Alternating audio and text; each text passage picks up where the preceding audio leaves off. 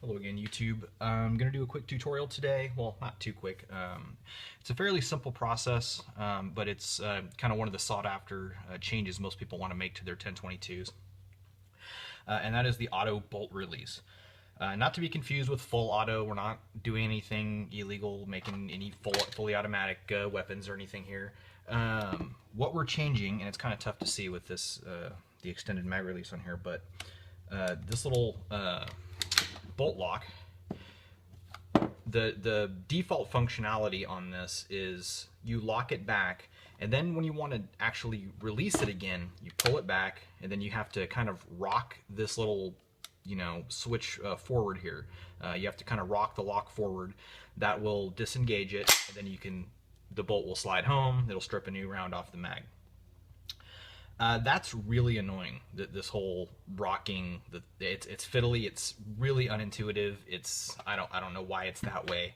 Luckily for everybody involved, it's really easy to change, and like I said, it's one of the more sought after changes to the simple 1022 that we all know and love. So I'm going to go through the process of modifying your existing rifle. You can buy this piece from a number of different places. Look on Midway or wherever Brownells online. Just Google auto bolt release 1022 and you'll find a number of them. I want to say they run about 10 to 15 bucks, plus shipping. But you can take your existing one and modify it with a very minimal set of skills and tools. So that's what I'm going to show you today. So just to show you the new functionality here, locked, and then you can unlock the bolt and have it slide home again without having to diddle with this, the little bolt, locking the bolt release down there. That's just aggravating. So let's go ahead and get started. Real quick, I'm just going to disassemble the rifle. I'm going to assume that everybody already knows how to do this, but we'll just do it really fast anyway. As far as the tools involved here, it's going to be pretty minimal. Alright, I'm reshooting this section really quick because my camera, after I focused up near the lens here, it never focused back on the table, so it all came out blurry. This will be easier to explain anyway. So as far as what you're going to need to do this mod, it's pretty simple. You're going to want some kind of gun oil, some kind of cleaner. That's just normal, fair for any kind of gun work. A mallet and a drift punch. The drift punch I'm using is a 1/8 or 3mm. This will work for all of them.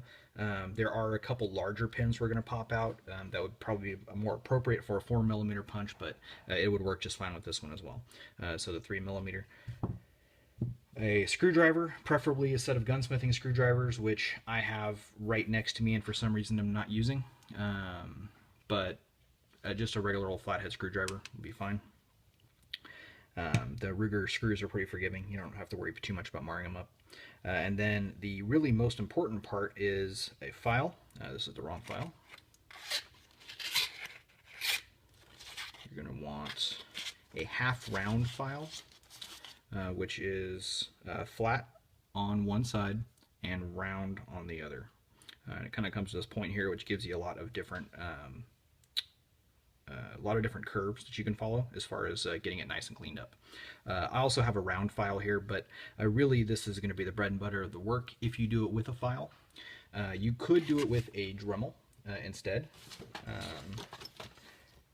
Something like this. My Dremel's got the pen attachment on it. You won't be using this bit if you do it with a Dremel. That just happened to be what was on there. The bit I use is actually this bit. It's like an engraving bit, I believe. It's probably not the ideal bit for this. It took quite a while because, like I said, this is really meant for scratching the surface, not removing a lot of material. But any old bit that will remove metal is probably fine. Past that, like I said, and this is totally optional. You don't have to use a Dremel. You could just do this with a file. It'll just take a little longer. So a screwdriver and a punch and a file. These are really the only things you have to do this. Everything else is more or less optional. The roll of blue tape here is just what I use to knock pins out, you know, so you can put your gun on top of it and punch the pins down through so they have some place to go. Again, optional. And that's it. With that said, we'll go ahead and get started.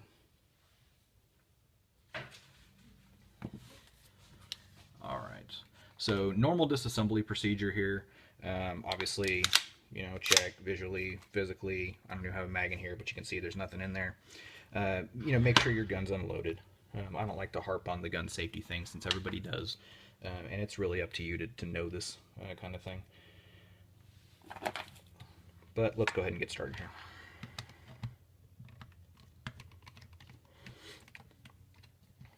I'm not going to spend a whole lot of time explaining each one of these steps just because this is a pretty, you know, no-brainer.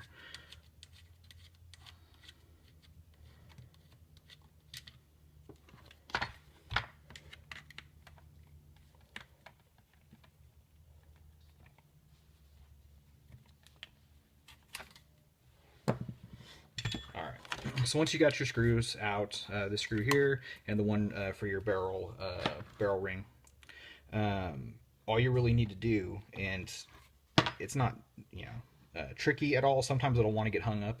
If you put your safety halfway between on and off, you'll see it lines up with the gaps in here, and it can be a little easier just to pop out between those two spots. Preferably don't drop your gun. Now be really careful. This back pin right here, it's actually a buffer. This is going to fall out on you, almost guaranteed. So don't lose it. Set that aside. And now we're here. All right, where were we? Sorry, phone ran out of space. Okay, so don't lose your buffer pin. These two pins have got to come out. Like I said, you can probably just push these out.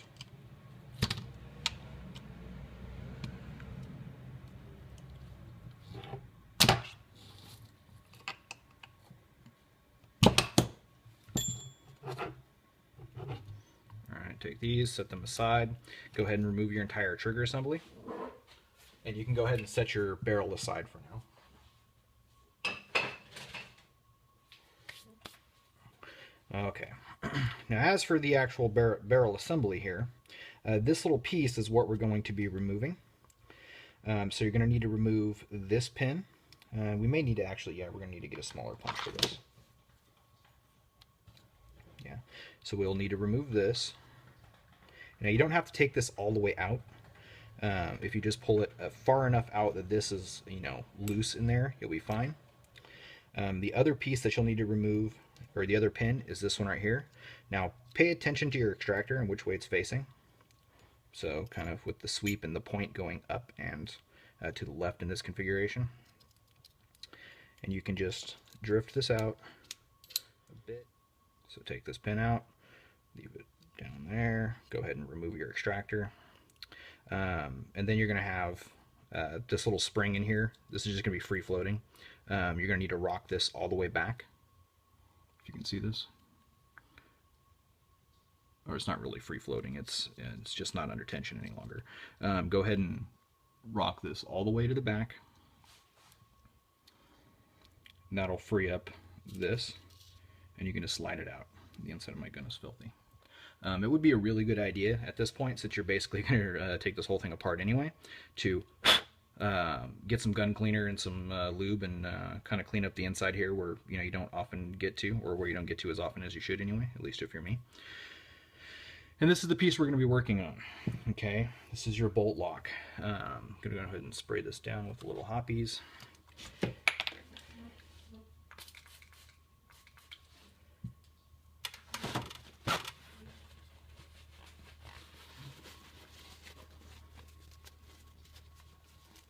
Now I'll splice in a video, or sorry, a still frame of what this looked like beforehand, because I do have some. I've actually done this before, but I did it as a slideshow for another website. And I still have the original footage, so I'll go ahead and splice in a picture of what this used to look like. But basically the gist of it is, right in here, you're going to see this little V depression. Okay, it's going to look like basically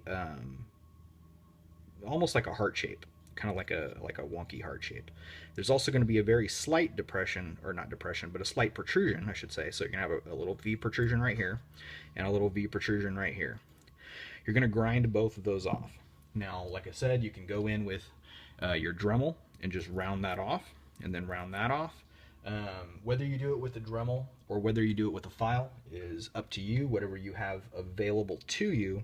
But no matter what you do, once you're done, you're going to want to really go in here with like a file and just remove any burrs, get the edges rounded off a little. And you want to pay attention to the shape of this. It does not have to be perfect, okay? But what it does need to have is a smooth transition, okay? So right in here, this transition between like kind of this you know, rounded end and this rounded end should be relatively smooth. You don't want any of that original V still in there, and it's going to be slightly concaved. So it's going to be rounded out in this direction. Okay, you don't want it flat straight across here, and you surely don't want it going in. And the same goes for the little depression you'll see in here, or sorry, protrusion. Go ahead and file that off and just make sure it's nice and rounded. Okay, again, this doesn't have to be perfect. Really, the whole point of this is to remove that, because that's what's ultimately locking it up until you rock it forward. That gets the little protrusion out of the way and allows the bolt to slide forward again. Once you have that done, you just put your gun back together. It's that simple. So go ahead and give it a quick light coat of oiling. Clean up your trigger assembly if you're going to do that at this time. I'm just going to throw a little dab of Impro 7 on here. Kind of rub it around and wipe it off. None of this stuff needs to be super wet.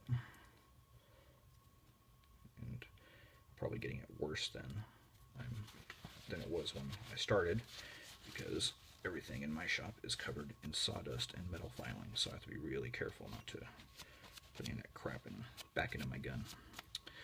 Okay, so let's go back to where we were. So we're going to drop this back in. This goes in this sort of orientation. Okay, so it's going to protrude right there. I'm going to line up that pinhole, and then this pin just kind of goes through this whole this big hole that we just made. So that one's not, as tricky. Let me actually show you this really quick. If for any reason you can't get this out, you can push forward on this right here, and that will drop your whole mag release out of here. It'll drop free of the gun. Well, it would if we had removed this pin all the way, which we didn't. So we're just going to be pushing this pin back through once we get the piece in there. Forgot I left that in there. All right, so back to where we were. Go ahead and drop this back in. Get your pin lined up. And slide that home. Nice and even on both sides. Now, this little crooked arm, the one that we rocked back earlier, this one is going to drop forward.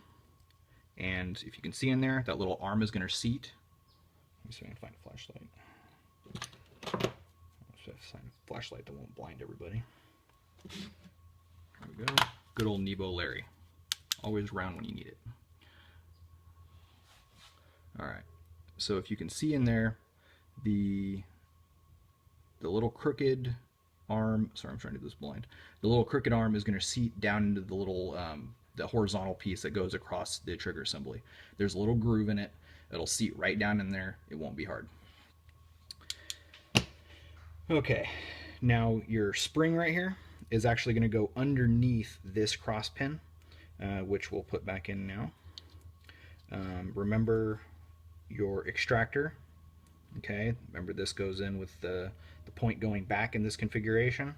So go ahead and slip that on, and you can just lie this forward into this little groove at this point.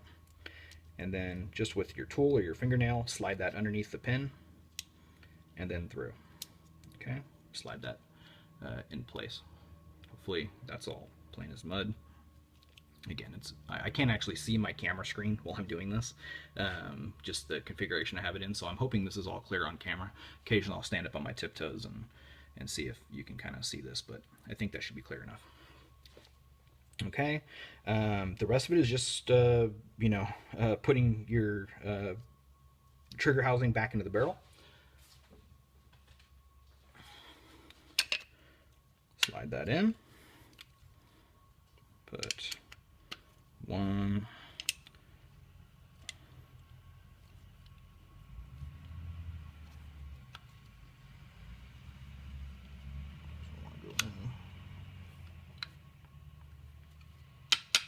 There we go. Put your pins back in. Make sure they're nice and even on both sides. Should be good there. Everything seems to work.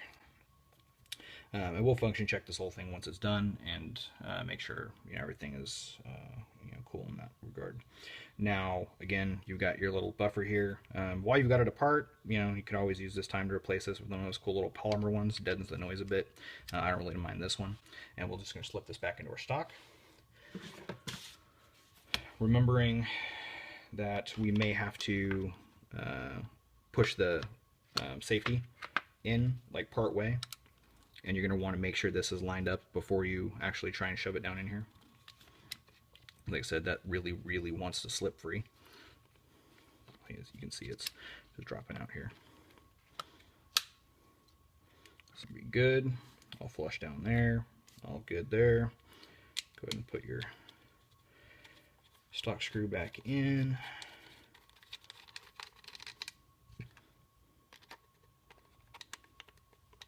This isn't the right screwdriver to be using for this. Whenever possible, and I even have them, it's just I don't care that much about this particular screw because I didn't have it. You can hear that grinding all the junk I have in my gun right now. Use proper gunsmithing screwdrivers. They really are better. They come in different thicknesses, so you'd end up marring up your screw head. Most of these ones are pretty forgiving. Some guns are not. You'll go to take them apart and you'll just get this little twist, and see all this play in here. Proper gunsmithing screwdrivers won't have that. You'll be able to get one that'll fit it just right, and you won't end up with all that pressure on the opposing edges here, which will sometimes deform the screw head.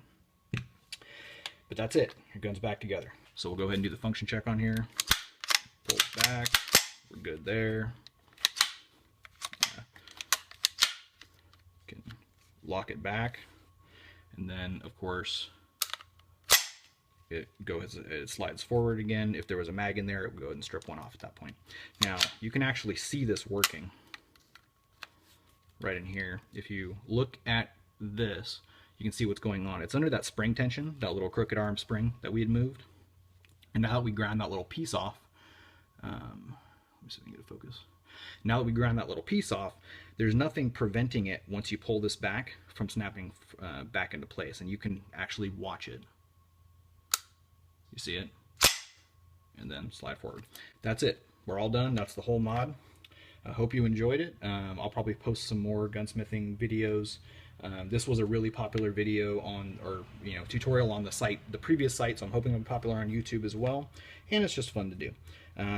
I got a few more coming up with the Ruger Mark III, the 2245 pistol, the slingshot mod, as well as removing that annoying magazine safety that prevents the magazine from dropping free.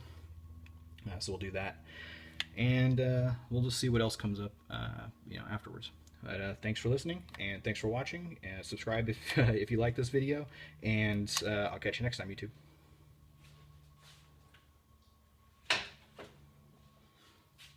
This isn't even the stock I keep on this rifle. I put it on just for you guys. See how much I care?